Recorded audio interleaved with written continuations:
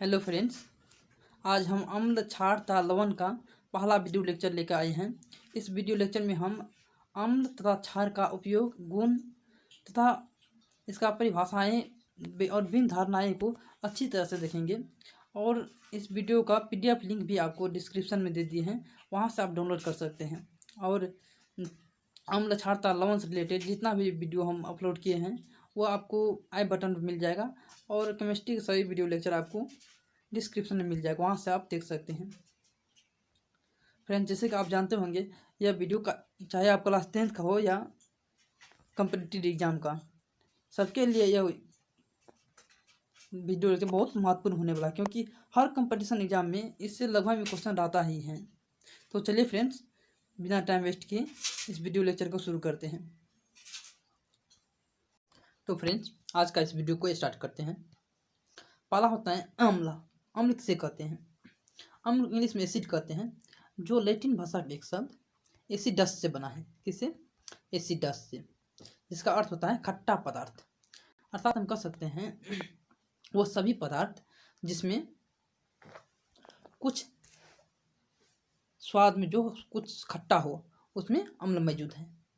अर्थात वो सभी पदार्थ जिसमें खट्टा का गुण है, वो उसमें अम्ल मौजूद है। जैसे दही, आंवला, इमली, कच्चा आम, टमाटर, ये सभी में फ्रेंड्स अम्ल पाया जाता है। एक नई परिभाषा देते हैं अम्ल को। अम्ल किसे कहते हैं, इसे दूसरा परिभाषा देते हैं। अम्ल वे पदार्थ हैं, अर्थात वे यौगिक हैं। यौगिक उसे कहते हैं जिसका प्रत्येक अणु समान परमाणु से बना होता है। अम्ल वे यौगिक पदार्थ हैं जिसमें एक या एक से अधिक विस्थापनशील हाइड्रोजन परमाणु विद्यमान हो, जिसमें एक या एक से अधिक विस्थापनशील हाइड्रोजन परमाणु विद्यमान हो, तथा जिसमें अंशतः या पूर्णतः धातुओं या धातुओं के सदृश आचरण करने वाले मूलक द्वारा विस्थापित करने पर लवण का फ्रेंड्स निर्माण होता हो। जैसे कि आप देख सकते हैं इस उदाहरण में,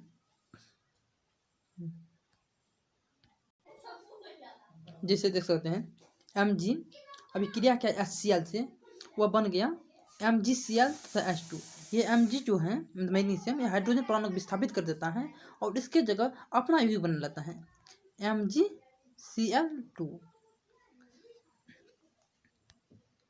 फिर से आप 2 लगा हुआ है आगे में, यह समीकरण को संतुलित करने के लिए, क्योंकि यहाँ इस साइड 2 हाइड्रोजन है, इस साइड एक हाइड्रोजन था। सेल में सिर्फ एक हाइड्रोजन होता है, इसलिए यहाँ पर 2 लगा है, और इस साइड क्लोरीन भी 2 हो गया है।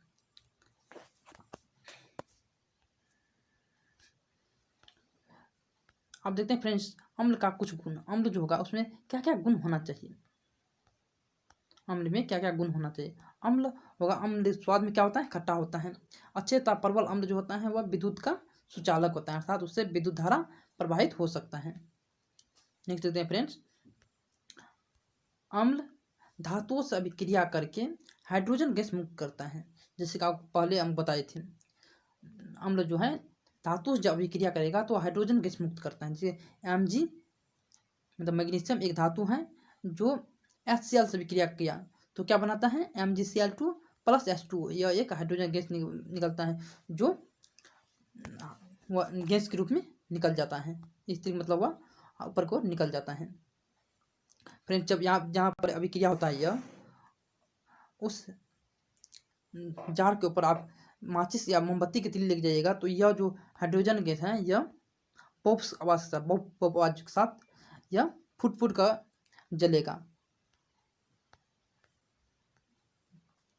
भस्म एवं क्षार से प्रतिक्रिया करके लवण और जल बनाता है। अम्ल जो है भस्म या एवं क्षार से अभिक्रिया करेगा तो क्या बनाएगा?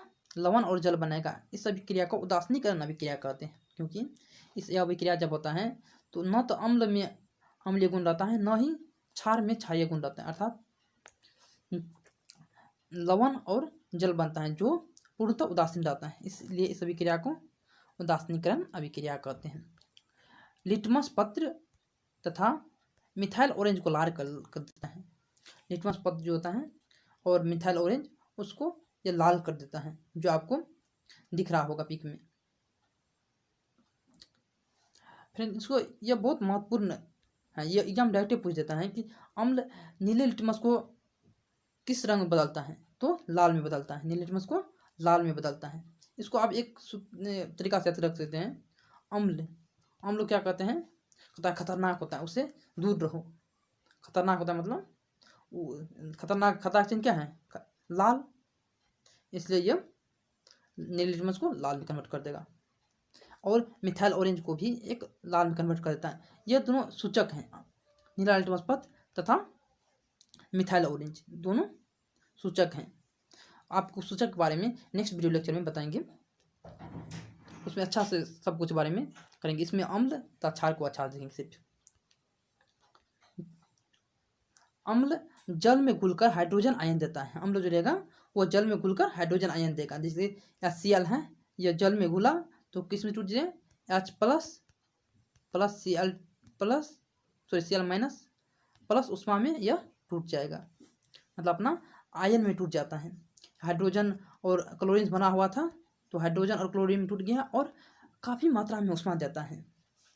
इसी प्रकार H2SO4 एक अम्ल है जो जल में टूटकर, जल में घुलकर HCl plus SO4 minus minus में टूट जाएगा।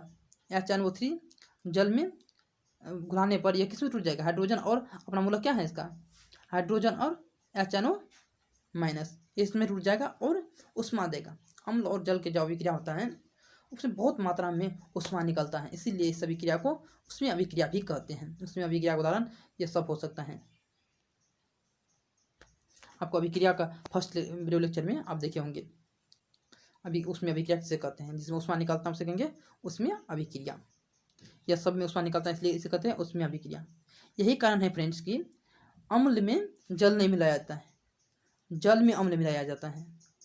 अम्ल में जल मिलाएंगे तो अम्ल अधिक मात्रा में रहेगा और जल थोड़ा मात्रा में जाएगा और वहाँ पर काफ़ी मात्रा में उष्मा बनेगा। उष्मा बनेगा, वो उष्मा तो जल अवशोषित करेगा नहीं, उष्मा के कारण अम्ल छलक कर शरीर और पड़ सकता है, जो हमारे शरीर को नुकसान पहुंचा सकता है।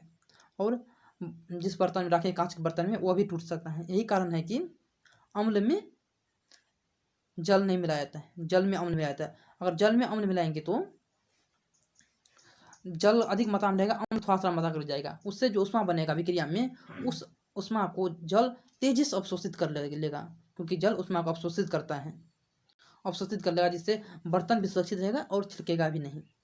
यही कारण है कि अम्ल में जल नहीं मिलाया जाता है, जल में अम्ल मिलाया जाता है।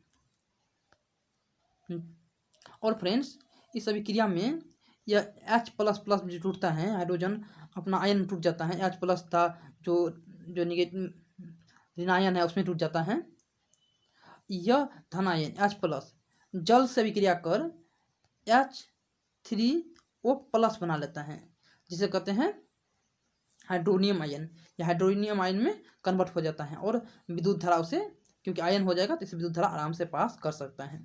इसलिए अम्ल में जब जल मिलाते हैं या क्षार में जल मिलाते हैं तो वह विद्युत धारा का सुचालक हो जाता है। फ्रेंड्स ये सब आप याद रखिएगा। अब देखते हैं अम्ल धातुक ऑक्साइड के साथ अभिक्रिया करेगा तो क्या होगा।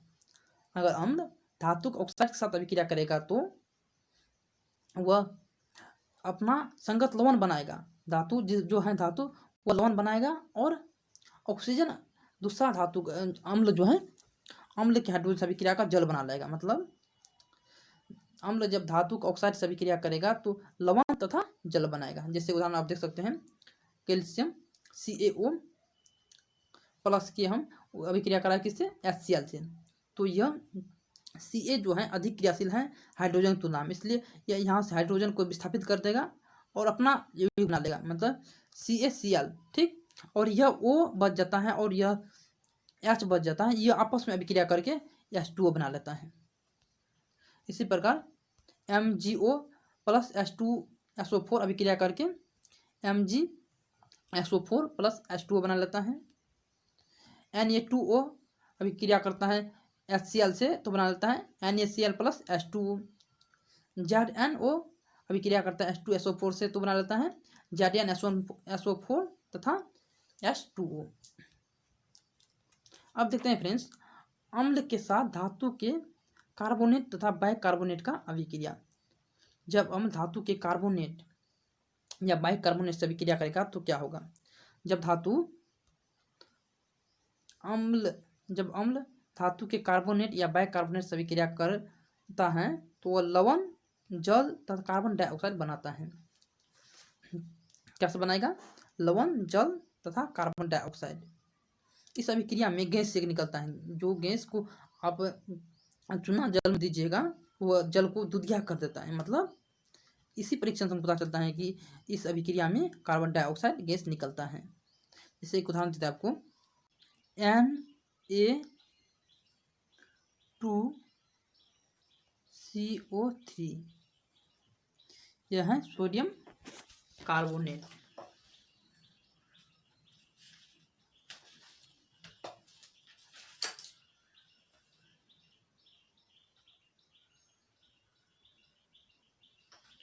Na2CO3 यह अभिक्रिया करता है, मान लिए अम्लीय HCl, तो क्या बनाएगा? लवण, जल तथा कार्बन डाइऑक्साइड। यह सोडियम जो है इस हाइड्रोजन को विस्थापित कर देगा, क्योंकि हाइड्रोजन इससे कम, सोडियम से कम क्रियाशील है। सोडियम बहुत हाई क्रियाशील होता है, तो बना देगा यह NaCl, अपना मूलक लवण बनाएगा, प्लस यह H2 है, इससे एक ऑक्सीजन लेकर अपना जल बना लेगा। यह H2O प्लस CO2 बन जाएगा। फ्रेंड्स, नेक्स्ट गुण देखते हैं इसका।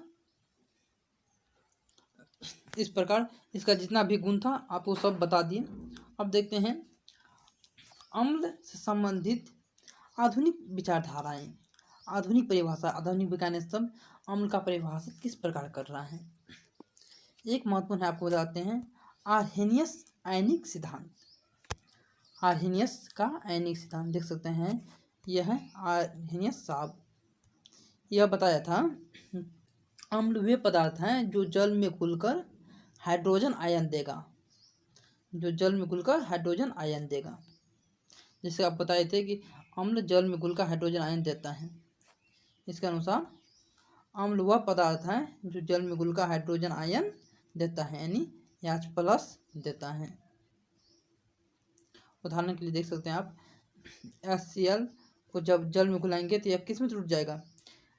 H+ तथा Cl-। इसी प्रकार H2SO4 का जब जल में घुलाएंगे तो टूट जाएगा यह H+ तथा SO4-।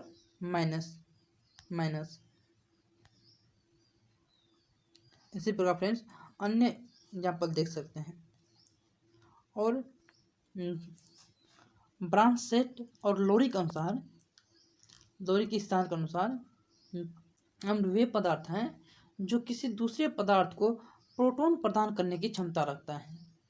अम्ल वह पदार्थ हैं जो किसी अन्य पदार्थ को प्रोटॉन प्रदान करने की क्षमता रखता है। प्रोटॉन मतलब हो गया यहाँ पर plus ion, hydrogen plus ion. अम्ल वह पदार्थ हैं जो किसी अन्य को, किसी दूसरे पदार्थ को हाइड्रोजन प्लस आयन देने की क्षमता रखता है। देख सकते फ्रेंड्स, यह जल में इसको उगलाएंगे क्या होता है, यह हाइड्रोजन टूट जाता है, ये दूसरा को हाइड्रोजन मतलब प्रोटॉन देता है, हाइड्रोजन प्लस आयन देता है। जैसे कि आप पहले उदाहरण बताए थे NaCl, अगर HCl से अभिक्रिया कर लेता है, सॉरी लवण से नहीं करेगा, एक सोडियम हाइड्रोक्साइड लेते हैं NaOH, यह अभिक्रिया करता है HCl से, तो ये क्या होता है, हाइड्रोजन आयन इसमें देने का क्षमता है, मतलब प्लस आयन, यह H+ इसको देता है, यह और बना देता है क्या NaCl प्लस H2O, यह OH और यह एक OH देता है प्लस, जो मतलब इसमें H+ देने की क्षमता है, इसलिए इसको कहेंगे ये अम्ल है। मतलब अम्ल का परिभाषा एक नए तरीके से दिया लोरी एंड ब्रांसटेड ने। इस सिद्धांत को एक कहा कि अम्ल वे पदार्थ हैं जो किसी दूसरे पदार्थ को प्रोटॉन प्रदान करने की क्षमता रखते हैं। तो फ्रेंड्स आप देखते हैं अम्ल का वर्गीकरण। अम्ल को कैसे क्लासिफाइड किया गया है। अम्ल मुख्यतः दो प्रकार का होता है, एक तो ऑक्सी अम्ल, दूसरा हाइड्रा अम्ल। दूसरा कहते हैं हाइड्रा अम्ल। ऑक्सी अम्ल फ्रेंड्स उस अम्ल कहते हैं जिसमें आपको हाइड्रोजन और ऑक्सीजन दोनों उपस्थित होता है। जिसमें हाइड्रोजन ऑक्सीजन दोनों उपस्थित रहता है उससे कहते हैं हम ऑक्सी अम्ल। अम्ल है तो उसमें हाइड्रोजन पक्का रहेगा ही, और जिसमें ऑक्सीजन भी हो उसे कहेंगे ऑक्सी अम्ल। ठीक, जिसमें ऑक्सीजन भी हो, जिससे सल्फ्यूरिक अम्ल का सूत्र क्या होता है H2SO4 होता है, जिसमें देखिए हाइड्रोजन है और ऑक्सीजन है, इसलिए इसको कहेंगे ऑक्सी अम्ल। जैसे फॉस्फोरिक अम्ल, इसका सूत्र क्या होता है H3PO4, इसमें हाइड्रोजन है और ऑक्सीजन है, इसलिए कहेंगे इसको ऑक्सी अम्ल। जैसे नाइट्रिक अम्ल, नाइट्रस अम्ल, ये सभी हैं ऑक्सी अम्ल। आपको एग्जाम डायरेक्ट 4 ऑप्शन दे देगा क्या कि निम्नलिखित कौन एक ऑक्सी अम्ल है या कौन हाइड्रा अम्ल है। तो फ्रेंड्स आप सही टिक लगाइएगा। जिसमें ऑक्सीजन भी होगा उसे कहेंगे ऑक्सी, और जिसमें ऑक्सीजन नहीं होगा सिर्फ हाइड्रोजन होगा उसे कहेंगे हाइड्रा अम्ल।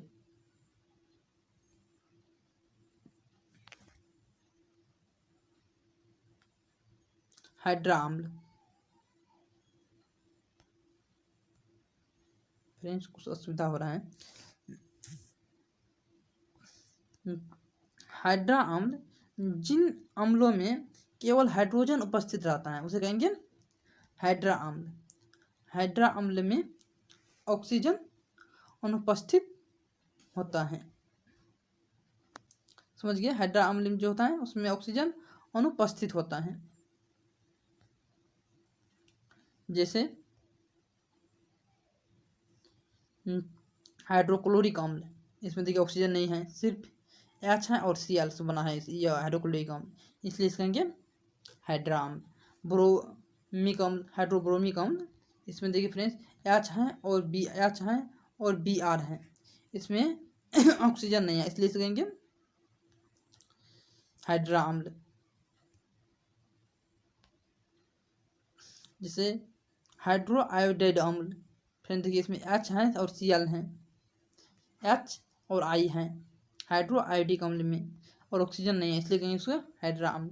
इससे बगाइए हाइड्रोसायनिक अम्ल। देखिए फ्रेंड्स अब देखते हैं स्रोत के आधार पर अम्ल को कितने भागों में बांटते हैं। अम्ल स्रोत मतलब अम्ल किस माध्यम किस सोर्स से प्राप्त हो रहा है उस आधार पर। जैसे अम्ल दो जगह से प्राप्त हो सकता है हमको, एक तो प्राणी जगत से और एक खनिज धरती से प्राप्त हो सकता है।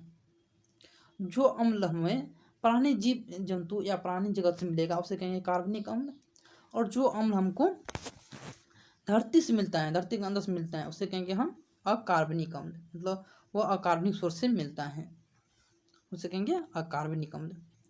तो इसलिए फ्रेंड्स परिभाषा देखते हैं और उदाहरण देखते हैं। पहला कार्बनिक अम्ल, जैव जगत यानी जीव तथा वनस्पति से प्राप्त होने वाले अम्ल को कार्बनिक अम्ल कहते हैं। उदाहरण के लिए फॉर्मिक अम्ल। फॉर्मिक अम्ल किसे प्राप्त है, चिट्टी के डंक में रहता है, मधुमक्खी के डंक में रहता है, बेरनी के डंक में रहता है। एसिटिक अम्ल, एसिटिक अम्ल किसमें पाया जाता है, सिरका में पाया जाता है। ऑक्जेलिक अम्ल आपको टमाटर में मिल जाएगा, पालक में मिल जाएगा। ये क्या है, सब जैव जगत है, सब जिंदा चीज है, उससे मिल रहा है, इसलिए कहेंगे कार्बनिक अम्ल, या इसे जैव अम्ल भी कहा जाता है।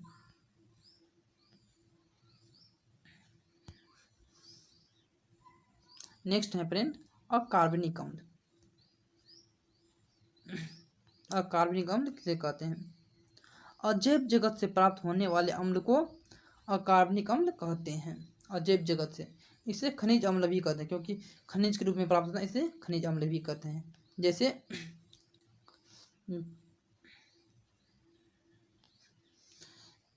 सल्फ्यूरिक अम्ल, H2SO4, हाइड्रोक्लोरिक अम्ल, HCl, नाइट्रिक अम्ल, HNO3, फास्फोरिक अम्ल, H3PO4, ये सब हैं खनिज अम्ल, क्योंकि ये खनिज जगह से प्राप्त हो रहा है और यह अम्ल बहुत पावरफुल होता है और पूर्णतः आयनीकृत हो जाता है, इसलिए यह विद्युत का बहुत अधिक सुचालक होता है। अब नेक्स्ट देखते हैं फ्रेंड्स, अम्ल का वर्गीकरण आयन के आधार पर। अम्ल को अगर जल में घोलाएंगे तो वह कितने आयनीकृत होगा, उस आधार पर अम्ल को दो भाग बताया गया है, एक परबल अम्ल, दूसरा दुर्बल अम्ल। परबल अम्ल उस अम्ल कहेंगे जो जल में पूर्णतः घुल कर आयनीकृत हो जाता है, मतलब उसका जितना भी अणु है वह अपना परमाणु मतलब अपना आयन में टूट जाएगा, उसे कहेंगे परबल अम्ल। और जो पूर्ण रूप से अपने आयन नहीं टूटता है उस अम्ल को कहेंगे दुर्बल अम्ल। सभी आयनिक अम्ल जो होता है वो प्राय परबल अम्ल ही होता है, और दुर्बल अम्ल होता है और जैविक अम्ल। इसलिए जैविक अम्ल को हम खाने के रूप में भी यूज करते हैं, यानी कार्बनिक अम्ल को। परबल अम्ल जो जल में घुल कर पूर्णतः आयनीकृत हो जाता है उसे परबल अम्ल कहते हैं, जिससे कि आपको बताए। उदाहरण के लिए सल्फ्यूरिक अम्ल, हाइड्रोक्लोरिक अम्ल, नाइट्रिक अम्ल, हाइड्रोक्लोरिक क्लोरिक अम्ल, जिसके ऊपर यहाँ पर दबा लिखा गया हाइड्रोक्लोरिक अम्ल। आपको HOCl यानी हाइपोक्लोरिक अम्ल, सब खनिज लवण अम्ल हैं जो अम्ल में पूर्णतः घुल जाता है, इसलिए इसे कहते हैं परबल अम्ल। जल में पूर्णतः रूप से पूरी रूप से घुल जाने के कारण इसको कहते हैं परबल अम्ल। फिर नेक्स्ट देते हैं दुर्बल अम्ल। दुर्बल अम्ल वह अम्ल है जो जल में घुलकर अंशतः आयनीकृत होता है, जल में पूरी तरह आयनीकृत नहीं होता है, आंशिक रूप से होता है, इसे कहेंगे दुर्बल अम्ल। उदाहरण के लिए आप देख सकते हैं औद्योगिक अम्ल, कार्बोनिक अम्ल, एसिटिक अम्ल, फॉर्मिक अम्ल, ये सभी जैव जगत से प्राप्त होता है। सभी कार्बनिक अम्ल जो होता है वो दुर्बल अम्ल ही होता है। अब देखते हैं फ्रेंड्स अम्ल का स्रोत, कौन सा अम्ल कहाँ से प्राप्त होता है।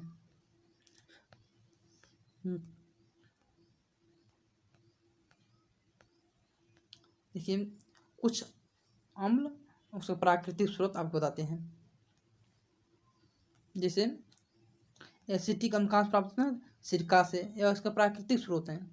संतरा से कौन सा अम्ल, सिट्रिक अम्ल। सिट्रिक अम्ल जो होता है संतरा में भी रहता है, नींबू में, नींबू संतरा में कौन सा अम्ल पाया जाता है तो सिट्रिक अम्ल पाया जाता है। इमली में कौन सा अम्ल पाया जाता है फ्रेंड्स, तो टार्टिक अम्ल पाया जाता है।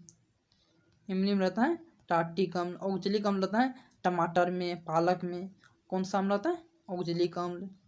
दूध या खट्टा दूध या दही में कौन सा अम्ल रहता है, लैक्टिक अम्ल रहता है। लैक्टिक अम्ल रहता है जो एक जीवाणु कारण बनता है, जिसका दही आपस में जम जाता है। नींबू में सिट्रिक अम्ल, जैसे आपको पहले बताए हम। चिट्टी के डंक में, बिरनी के डंक में, इस सब के डंक में, चिट्टी हो गया, बिच्छू हो गया, मधुमक्खी हो गया, इस सब में मेथेनोइक अम्ल पाया जाता है। इसे एक और नाम से जाना जाता है, वो है फॉर्मिक अम्ल। इसे फॉर्मिक अम्ल भी कहा जाता है फ्रेंड्स। इसे फॉर्मिक अम्ल भी कहा जाता है, फॉर्मिक अम्ल भी कहा जाता है। इसे फॉर्मिक अम्ल के नाम से भी इसे जाना जाता है। नेटल का डंक में भी क्या कौन सा अम्ल पाया जाता है, मेथेनोइक अम्ल। अब देखते हैं फ्रेंड्स अम्ल का उपयोग।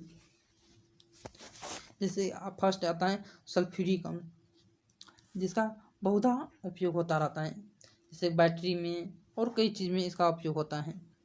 आप बैटरी में इसका यूज देखे होंगे। सल्फ्यूरिक अम्ल यह है। इसका अदर उपयोग होता है पेट्रोलियम के शोधन में। और उपयोग आप बताते हैं कई प्रकार के विस्फोटक बनाने में होता है, रंग व औषधियाँ बनाने में होता है, संचायक बैटरी में होता है। नेक्स्ट है फ्रेंड्स नाइट्रिक अम्ल। संचायक बैटरी में तो हुआ वह बैटरी जिसे हम फिर से चार्ज कर सकते हैं, उसे हम कहते हैं संचायक बैटरी। संचायक बैटरी को हम सल्फ्यूरिक अम्ल का उपयोग करते हैं। नेक्स्ट है नाइट्रिक अम्ल। नाइट्रिक अम्ल का हम क्या क्या उपयोग करते हैं देखते हैं। नाइट्रिक अम्ल का उपयोग कर दिया है। नाइट्रिक अम्ल इसका सूत्र आता है HNO3, जैसे कि आपको हम पहले बताए थे। नाइट्रिक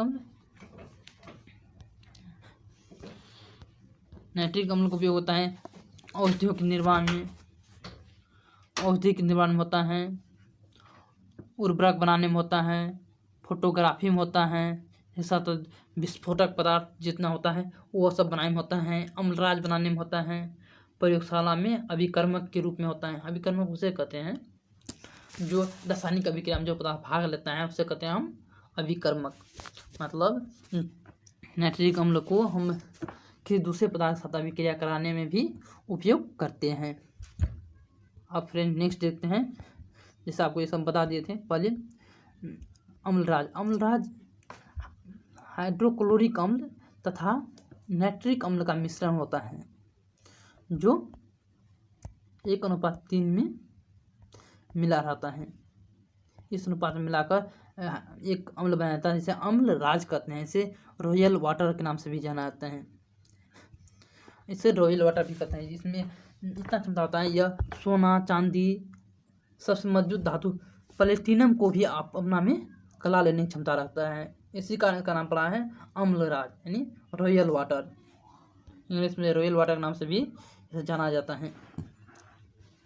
आपको ऐसे भी पूछ सकता है कि रॉयल वाटर किसे कहा जाता है, तो किसे कहा जाता है अम्लराज को।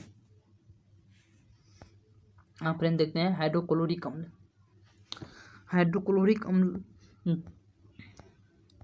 सूत्र होता है HCl। इसका उपयोग होता है प्रयोगशाला में अभिकर्मक के रूप में, अम्लराज बनाने में, रंग और औषधि के निर्माण में भी इसका उपयोग किया जाता है। नेक्स्ट देखते हैं फ्रेंड एसिटिक अम्ल। एसिटिक अम्ल का क्या क्या उपयोग होता है। एसिटिक अम्ल बताइए आपको किससे प्राप्त होता है, इसका स्रोत। एसिटिक अम्ल विलायक के रूप में इसका उपयोग किया जाता है, किसी चीज़ को घुलाने में, सिरका के निर्माण में, एसीटोन बनाने में, खट्टा पदार्थ बनाने में एसिटिक अम्ल का ही प्रयोग किया जाता है। आप जैसे फ्रेंड्स फॉर्मिक अम्ल।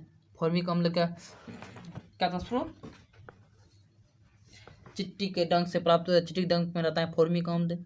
बेडनिक डंक में, बिच्छू के डंक में फॉर्मिक अम्ल पाया जाता है बहुत अधिक मात्रा में। लाल चिट्टी के डंक में, लाल चिट्टी को लैटिन भाषा में फॉर्मिक कहते हैं, इसीलिए इस अम्ल को फॉर्मिक अम्ल पड़ा है।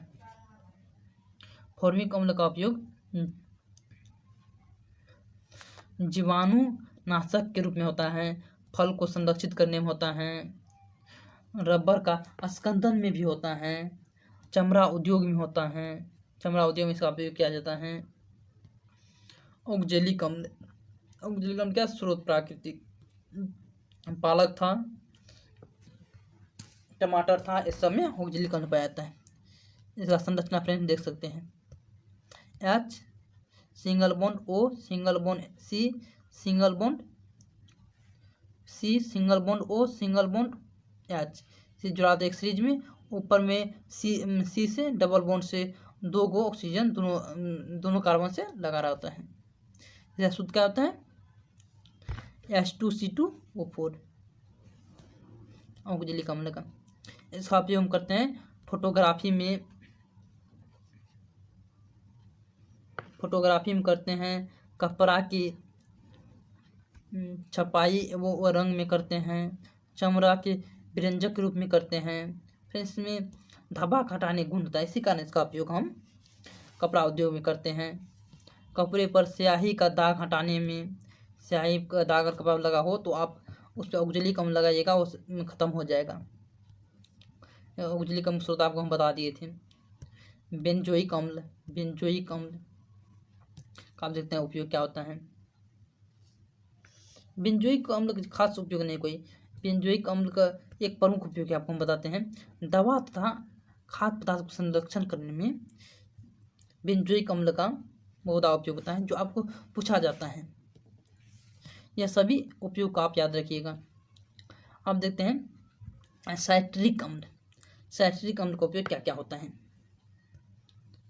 साइट्रिक अम्ल धातुओं को साफ करने में, खाद्य पदार्थ व दवाओं के निर्माण में, कपड़ा उद्योग में कौन सा अम्ल का प्रयोग होता है, तो साइट्रिक अम्ल का प्रयोग होता है। और फ्रेंड्स नोट में लगा है, अम्ल का पीएच में कितना होता है, 7 से कम। पीएच इसके बारे में आपको नेक्स्ट वीडियो में बताएंगे, और सूचक में पीएच के बारे में बहुत डिटेल में बताएंगे, और किस पदार्थ में कौन सा कितना मान पीएच होता है, किस अम्ल का किस क्षार का कितना होता है, वो सब आपको बढ़िया से बताएंगे। यह बहुत महत्वपूर्ण टॉपिक है पीएच। आपको यह नेक्स्ट वीडियो में डालेंगे। अभी तक आप सब्सक्राइब नहीं किए हैं तो सब्सक्राइब कर लीजिए, ताकि जितना भी हम वीडियो डालते हैं आपको सभी वीडियो को नोटिफिकेशन मिलता है पीडीएफ के साथ, और साथ ही साथ इसी प्रकार पिक्चर के साथ हम पिक लगाकर आपको अच्छा समझा देते हैं। तो फ्रेंड्स अभी तक सब्सक्राइब नहीं किया है, सब्सक्राइब कर दीजिए, जिससे हमको मोटिवेशन मिलता है कि इतना विद्यार्थी हमसे जुड़ा हुआ है। और वीडियो आपको अच्छा लग रहा है तो इसको लाइक करिए। अम्ल का पीएच मान कितना होता है, 7 से कम होता है, समझ गए फ्रेंड्स। और हाइड्रोक्लोरिक अम्ल का पीएच मान सबसे कम तथा NaOH का पीएच मान सबसे अधिक होता है, लगभग 14 के बराबर होता है NaOH का। अब देखते हैं फ्रेंड्स भास्म किसे कहते हैं। भास्म यानी क्षार। क्षार धातुओं तथा धातुओं के सदृश आचरण करने वाले मूलक को के वे यौगिक हैं धातु तथा धातुओं के सदृश आचरण करने वाले मूलक का वे यौगिक हैं जो अम्ल से अभिक्रिया कर लवण और जल बनाता है। समझ गए फ्रेंड्स। अब भस्म का कुछ गुण देखते हैं, मतलब उसे कहेंगे धातु या धातुओं का सदृश आचरण करने वाले मूलक को, जैसे जो अम्ल के साथ अभिक्रिया कर लवण तथा जल बनाएंगे। जैसे हम ये बताते हैं NaOH, यह एक अम्ल HCl ले लिए, इसे अभिक्रिया करेगा क्या बनाएगा NaCl प्लस H2O, मैंने जल और लवण बना रहा है। अर्थात हम कह सकते हैं यह जो है NaOH, यह NaOH एक क्या है, भस्म है। आई होप आप अच्छा से समझते होंगे। अब देखते हैं फ्रेंड्स भस्म का क्या क्या गुण होता है। यह भस्म होता है यानी क्षार स्वाद में तीखा या कड़वा होता है। स्वाद में कैसा होता है, तीखा या कड़वा होता है। ऐसे हम भी इसको परिभाषित कर सकते हैं, वह पदार्थ जो स्वाद में तीखा हो या कड़वा हो उसे कहेंगे हम भस्म। फ्रेंड्स हम इसमें कुछ फास्ट बोल रहे हैं, अगर आपको फास्ट लगता हो तो आप यूट्यूब पर ये फंक्शन रहता है, आप उसे वॉइस को स्लो कर सकते हैं, वहाँ से आप कर लीजिए। ताकि हम इसलिए फास्ट बोल रहे हैं ताकि वीडियो थोड़ा लेंदी ना बने। तो फ्रेंड्स क्षार छूने में साबुन जैसा चिकना लगता है। प्रबल क्षार विद्युत का सुचालक होता है। अम्ल से प्रतिक्रिया करके लवण तथा जल देता है। अम्ल से जब प्रतिक्रिया करेगा लवण तथा जल देगा। यह तो परिभाषा आपको बताए थे, देख सकते हैं आप उदाहरण में। HCl NaOH से अभिक्रिया किया, NaOH क्या है, क्षार है, क्योंकि यह अम्ल से अभिक्रिया कर लवण दे रहा है, NaCl तथा जल दे रहा है। जैसे KOH एक क्षार है, क्यों, क्योंकि यह एक अम्ल लिए, हम कोई भी अम्ल मान लिए HCl लेते हैं, इसमें ले लेते हैं HNO3, यह HNO3 से अभिक्रिया किया, यह बनाता है क्या, KNO3 तथा जल बना लेता है। नेक्स्ट गुण देखते हैं फ्रेंड्स, यह क्षार जो होता है लाल लिटमस को नीला कर देता है तथा मिथाइल ऑरेंज को पीला कर देता है। मिथाइल ऑरेंज में अगर क्षार हम डालेंगे तो उसे पीला कर देता है। मिथाइल ऑरेंज होता है एक द्रव होता है जो रासायनिक विधि द्वारा बनाया गया है, सूचक रूप में उसका यूज होता है, जो आपको हम नेक्स्ट वीडियो में अच्छा से बताएंगे, आप इसका टेंशन मत लीजिए। क्षार लाल लिटमस को नीला कर दिया, जैसे देख सकते हैं पिक्चर में लगाए हैं, ये लाल लिटमस लिए थे जो इसमें द्रव में डाले, क्या उसको नीला कर दिया। नीला कर दिया इससे हमको निष्कर्ष निकलता है कि यह द्रव जो है क्या है, बेस है, मतलब इसका pH मान 7 से अधिक होगा। 7 से कम रहता है किसका, अम्ल का, और 7 रहता है उदासीन का। जो उदासीन रहता है ना तो अम्ल है ना क्षार है, उसका pH मान कितना होगा, 7 होगा।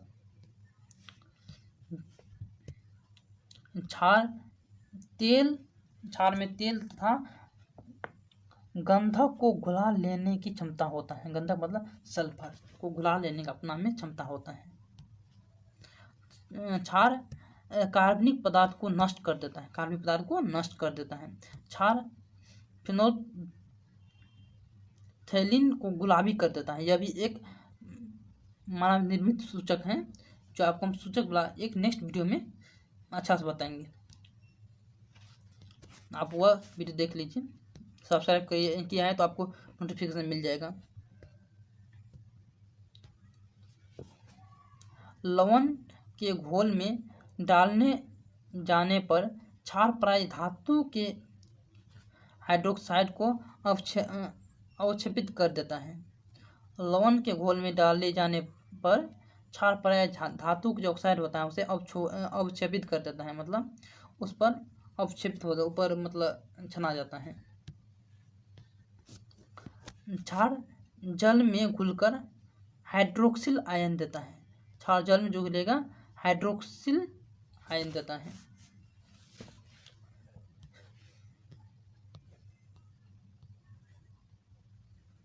डिफरेंस देख सकते हैं, सोडियम लिए जो एक क्षार है, जल में घोलते हैं तो टूट जाएगा, Na+ तथा OH- में टूट जाएगा। इसे कहते हैं, इसे क्या कहते हैं,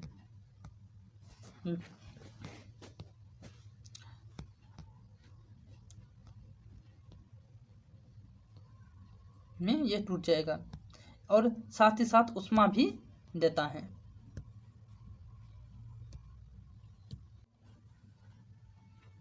इसी प्रकार फ्रेंड्स, अगर COH एक क्षार है, इसको जल में घुलेंगे तो यह C+ तथा OH- यानी हाइड्रोक्सिल आयन में टूट जाएगा, साथ ही साथ उष्मा बहुत अधिक मात्रा में देता है। इस प्रकार CaOH क्या है, बुझा हुआ चूना, सॉरी बिन बुझा हुआ चूना है ये, जिसका उपयोग करते हैं हम दीवार और को पेंटिंग करने के लिए। यह जल, इसमें जल मिलाइएगा तो यह अपना आयन में टूट जाएगा, यानी Ca++ तथा OH- में टूट जाएगा, और साथ में बहुत अधिक मात्रा में उष्मा देता है। जैसे आप देखे होंगे, अगर कभी चूना को पानी में दिए होंगे, सूखा हुआ चूना बिन बुझा हुआ, उसको पानी में दिए होंगे या बुझा हुआ को, तो काफ़ी मात्रा में वह जो जिस बर्तन देते हैं वो गर्म हो जाता है और उष्मा निकलता है। इसी प्रकार फ्रेंड्स अन्य उदाहरण भी आप देख सकते हैं। हम देखते हैं फ्रेंड्स, धातु के साथ क्षार का अभिक्रिया। धातु क्षार के साथ कैसे अभिक्रिया करते हैं। प्राय धातु जो होता है वह क्षार से अभिक्रिया करता नहीं है, परंतु जिंक और एल्युमिनियम धातु सोडियम हाइड्रोक्साइड से अभिक्रिया कर लवण और हाइड्रोजन गैस देता है।